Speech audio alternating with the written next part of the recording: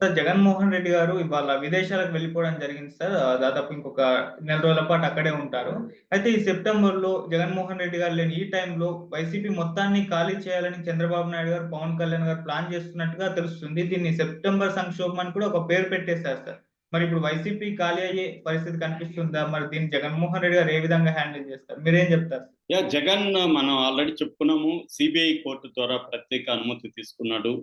September 3వ తేదీ నుంచి 25వ తేదీ వరకు ఆయన విదేశాలకు వెళ్ళడానికి పర్మిషన్ తీసుకున్నాడు. బట్ సిబిఐ కోర్టు కొన్ని కండిషన్లు పెట్టింది.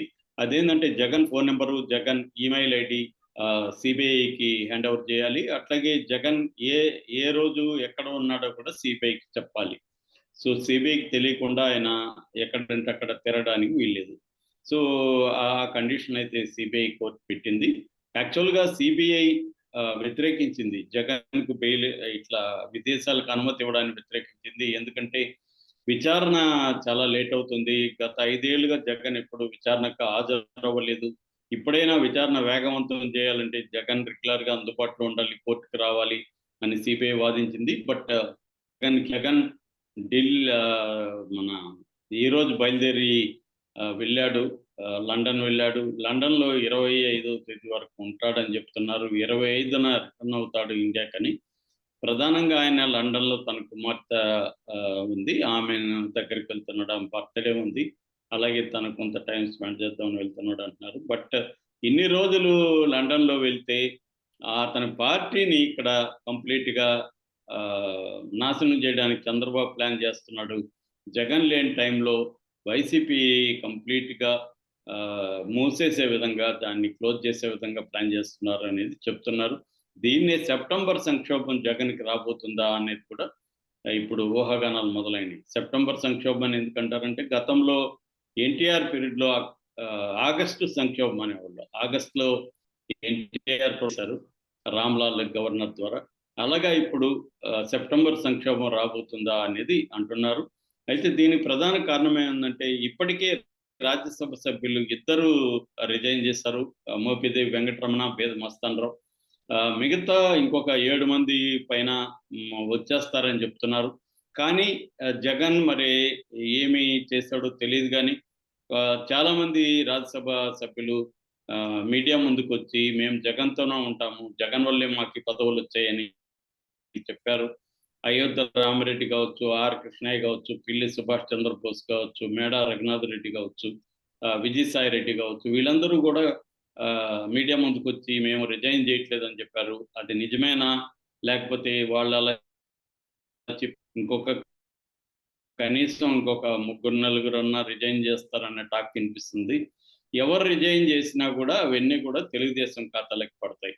ఆల్రెడీ మనం నిన్న కూడా చెప్పుకున్నాం, చంద్రబాబు నందమూరి సుహాసినికి ఇస్తున్నాడని.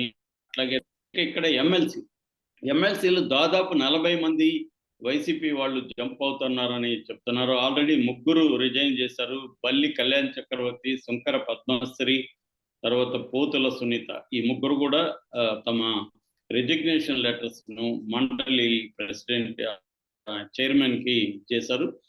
బట్ రాజ్యసభకు రాజీనామా చేసిన వాళ్ళదేమో యాక్సెప్ట్ అయిపోయింది, కానీ మండలిలో ఎమ్మెల్సీలో యాక్సెప్ట్ అవ్వలేదు.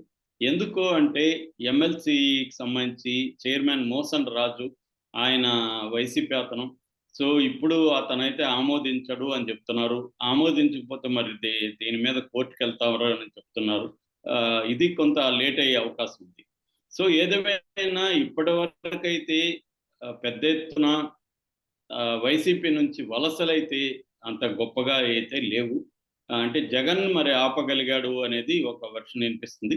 ఇంకొక వెర్షన్ అసలు జగనే ఎన్డీఏలకి తన రాజ్యసభ సభ్యులను పంపిస్తున్నాడు చంద్రబాబు పద్ధతిలో. చంద్రబాబు గతంలో 4 రాజ్యసభ సభ్యుల్ని బీజేపీకి పంపించి అక్కడ లాబింగ్ చేసుకొని తను ఎలా మళ్ళీ అధికారంలోకి వచ్చాడో, అట్లాగే జగన్ కూడా ఎన్డీఏ కూటమిలోకి కొంతమందిని తన మనుషులను పంపించి ఢిల్లీ స్థాయిలో లాబింగ్ మొదలు పెడుతున్నాడు అనేది చెప్తున్నారు.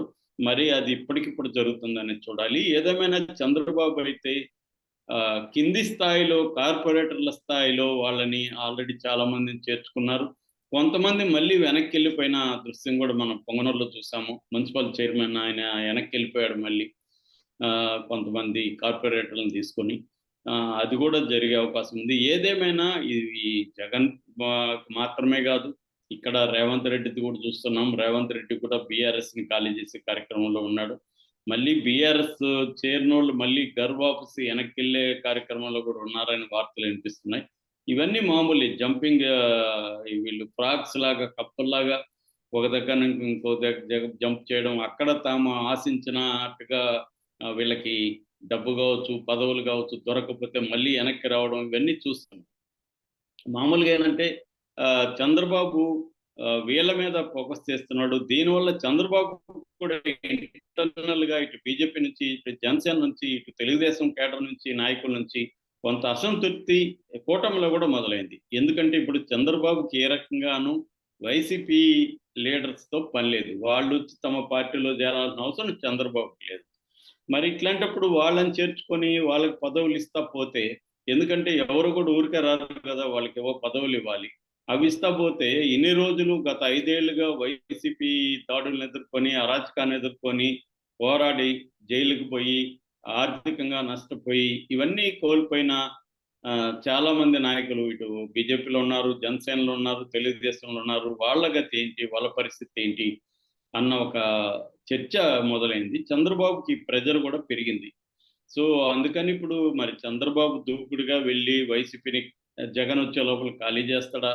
లేదు, ఇంతకు ముందంటే ఎన్టీ రామారావు పీరియడ్‌లో అమెరికాకి వెళ్ళిపోతే ఇక్కడ వాళ్ళతో టచ్ అనేది పోతుంది. ఇవాళ అది కాదు. ఇవాళ కమ్యూనికేషన్ సిస్టమ్ అనేది డెవలప్ అయింది కాబట్టి రోజు ఖచ్చితంగా జగన్ అందరితో టచ్‌లో ఉంటాడు. వీడియో కాన్ఫరెన్స్‌లు జరుగుతాయి. కాబట్టి జగన్ ఓన్లీ ఫిజికల్ డిస్టెన్స్ తప్ప ఈ జగన్ లండన్‌లో ఉన్నంత మాత్రాన తనకేదో తెలియకుండా ఇక్కడ గూడు పటాన్ని చేసేయొచ్చు అనుకునేది పాతకాలపు టెక్నిక్ తప్ప అదేమీ కాంటెంపరరీగా పనికిరాదు ఇవాళ. ఇవాళ ప్రపంచం గ్లోబల్ విలేజ్ అయిపోయింది. కమ్యూనికేషన్ పెరిగిపోయింది. ఎక్కడి నుంచైనా మనం రిమోట్‌గా ఆపరేట్ చేయొచ్చు. వర్క్ ఫ్రమ్ హోమ్ అనే కాన్సెప్టే మనకు ఒకప్పుడు తెలీదు. అది నమ్మేవాళ్ళు అసలు ఇలాంటిది ఉంటదని కూడా ఊహకు కూడా అందలేదు. ఇవాళ ఎవరి ఇళ్లల్లో వాళ్ళు కూర్చొని ప్రపంచవ్యాప్తంగా పనిచేసేస్తున్నారు. హ్మ్. కాబట్టి ఈ కాలంలో జగన్ లండన్ పోయినంత మాత్రాన సెప్టెంబర్ సంక్షోభం వచ్చేస్తది అనే ఊహాగానాలకి పెద్దగా విలువ లేదు. ఎందుకంటే జగన్ లండన్‌లో కూర్చొనున్న ఆయన అక్కడ మాత్రం డైలీ ఏం చేస్తాడు అతను? సో, డైలీ అతను కాన్ఫరెన్స్ కాల్సు, ఇక్కడ వాళ్ళతో టచ్‌లో ఉండడం, ఏం జరుగుతుంది, తను అక్కడ గైడ్ చేయడం, ఇవన్నీ తను అక్కడ నుంచి చేస్తాడు. ఎవరితో మాట్లాడాలన్నా తను అక్కడి నుంచి వీడియో కాల్స్‌లో వాళ్ళతో మాట్లాడొచ్చు. వాళ్ళని కన్విన్స్ చేయొచ్చు, గైడ్ చేయొచ్చు. అట్లాగే ఇవాళ ప్రత్యేకంగా కాన్ఫిడెన్స్‌గా గూడా ఎక్కడికి ఎవరు ట్రేక్ చేయకుండా కూడా మాట్లాడే శాటిలైట్ ఫోన్ల దగ్గర నుంచి అనేక వ్యవహారాలు ఇవాళ అందుబాటులోకి వచ్చాయి కమ్యూనికేషన్ సిస్టమ్.